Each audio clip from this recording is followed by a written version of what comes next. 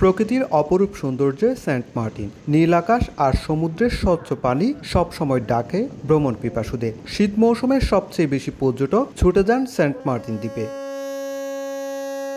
দীর্ঘ বিরতির পর 1 নভেম্বর থেকে পর্যটকদের জন্য খুলছে সেন্ট মার্টিন দ্বীপ। 12টি নির্দেশনা মেনে কক্সবাজার শহরের নুনিয়াছড়া ঘাট থেকে সেন্ট মার্টিনে চলাচল করবে পর্যটকবাহী জাহাজ। এরই মধ্যে চলাচলের জন্য 2টি জাহাজের অনুমতিও দেয় প্রশাসন। ডিসেম্বর জানুয়ারিতে ওখানে রাত্রি যাপনের সরকার ব্যবস্থা করবে, যাত্রীরা থাকতে পারবে।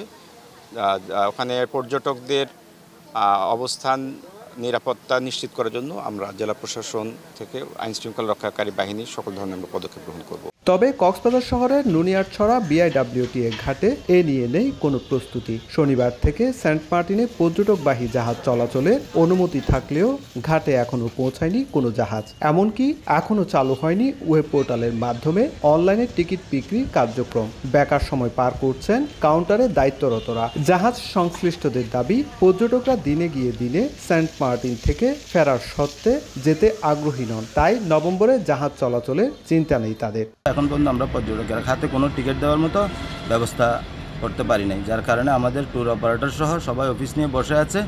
একেবারে এটা অলস জীবন সময় কাটাচ্ছে বলে। কোনোভাবে দিনে গিয়ে দিনে আসা সেন্ট মার্টিনে এটা কোনোভাবে সম্ভব নয়, কারণ 7 থেকে 9 ঘন্টায় প্রতিটি জাহাজ যেতে লাগে সময়, এবং ওইখানে গিয়ে আবার 7 থেকে 9 ঘন্টা পাড়ি দিয়ে কেন আসবে।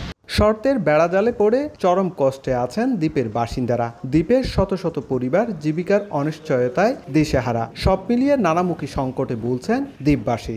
সরকার আমাদেরকে বলেছিল যে 2 মাস সিজনের পরে বাকি টাইমগুলো দ্বীপের মানুষের জন্য কর্মসংস্থানের সুযোগ করবে, কিন্তু সেই ফেব্রুয়ারি থেকে অবধি অক্টোবর পর্যন্ত জররা পরিমাণে 1 ইঞ্চি পরিমাণ আমরা কোনো পরিবেশ বান্ধব কোনো কাজ কিংবা সেন্ট মার্টিনে উন্নয়নমূলক কোনো কর্মকাণ্ড বা কোনো যে কর্মসংস্থানের সুযোগ কিছুই আমরা দেখতে পাইনি। পর্যটন সেন্ট মার্টিন দ্বীপ যেতে না পারলে যে মানুষের মধ্যে যে উৎকণ্ঠা এবং অর্থনৈতিক আয়ের পথ সেটা বন্ধ হয়ে থাকার ফলে মানুষ অর্ধাহারে অনাহারে জীবনযাপন কাটাবে।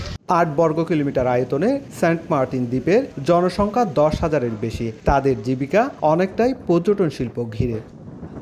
সুজাউদ্দিন রুবেল, সময় সংবাদ, কক্সবাজার।